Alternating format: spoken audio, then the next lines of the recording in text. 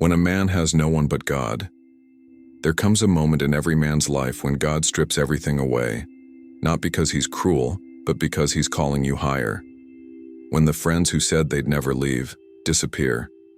When the money you worked so hard for runs out. When the people you trusted turn silent, and you find yourself standing in the ruins of what used to be your life, that's when you finally meet God for real. See, many people talk about faith when things are good, but you don't really discover who God is until He's all you have left. Because as long as you have options, you'll keep leaning on them. As long as you have backup plans, you'll keep trusting in yourself.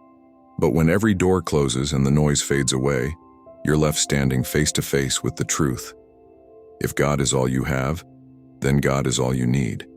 And in that sacred silence, when you have no one else to call, no one else to impress, no strength left to fake it, that's when something shifts. That's when isolation turns into God's classroom. It's there, in that hidden place of pain and surrender, that a man learns who God truly is. He learns that what felt like abandonment was actually preparation, what felt like loss was actually protection, and what felt like the end was just the beginning of transformation. Because when God takes everything away, He's not trying to destroy you, He's trying to rebuild you. The faith born in loneliness. True faith isn't built on comfort. It's born in loneliness. Look at Job. In a single breath, he lost his fortune, his children, and his health. The people who once celebrated him turned their backs. His own wife told him to curse God and die. But even in ashes, Job lifted his voice and declared, "The Lord gave, and the Lord has taken away. Blessed be the name of the Lord." Job 1:21. When Job had nothing left but God, he discovered a faith that could not be shaken. And David, before he wore a crown, he hid in caves. No army, no palace, no loyal friends, just him and God.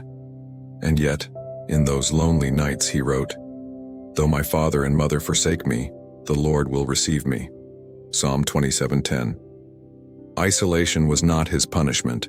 It was his training ground. Because God often hides His greatest warriors in seasons of silence before He reveals them to the world. Dependence unlocks power. As long as we have people to lean on, we fool ourselves into thinking we're strong. But when there's no one left to lean on, that's when we learn to lean on God alone. Moses learned this in the wilderness. He had no strategy, no strength, and no answers. Yet when he looked up, God sent manna from heaven, Exodus 16. And when the people were thirsty, God brought water from a rock, Exodus 17. The message was clear. Provision doesn't come from human effort. It comes from divine dependence. Paul echoes this truth in Philippians 4:19. "My God will meet all your needs according to the riches of His glory in Christ Jesus." When a man has no one but God, he sees miracles he never saw before. Because dependence opens the door for God's power to move. Sometimes God lets you lose everything, not to break you, but to show you that He's always been enough. When God becomes your only option, you discover He was the best option all along. Loneliness becomes intimacy. When you have no one but God, loneliness transforms. It's no longer the place where you feel abandoned. It becomes the place where you feel closest to Him. Even Jesus understood this. Before every major decision, before the miracles, before the cross, He withdrew to lonely places to pray. Luke 5:16. Those quiet moments weren't wasted. They were sacred. David's most beautiful psalms weren't written in victory, but in hiding, in caves, in tears, in moments when he felt forgotten. Psalm 34:18 says, "The Lord is close to the brokenhearted and saves those who are crushed in spirit." That's why your loneliness isn't empty. It's holy ground. It's where your worship becomes real. It's where your heart finally has room for God to fill it. When everyone else walks away, God draws closer, and in that stillness, His voice becomes louder than ever before. Trials forge unbreakable strength. When a man has no one but God, the fire no longer burns him. It purifies him. Joseph knew this well. Betrayed by his brothers, sold into slavery, forgotten in prison, he had no one to defend him but God. And yet, In Genesis 50:20, he declared, "You intended to harm me, but God intended it for good, to accomplish what is now being done, the saving of many lives." His isolation was not wasted. It was preparation, because every prison cell in Joseph's story was a stepping stone to the palace. James 1:2-4 reminds us, "Consider it pure joy, my brothers and sisters, whenever you face trials of many kinds, because the testing of your faith produces perseverance." God doesn't waste pain. When you have no one left to carry you, He teaches you how to stand in His strength. And when you walk out of that fire, you don't come out broken. You come out refined, stronger, and ready for the calling He placed on your life.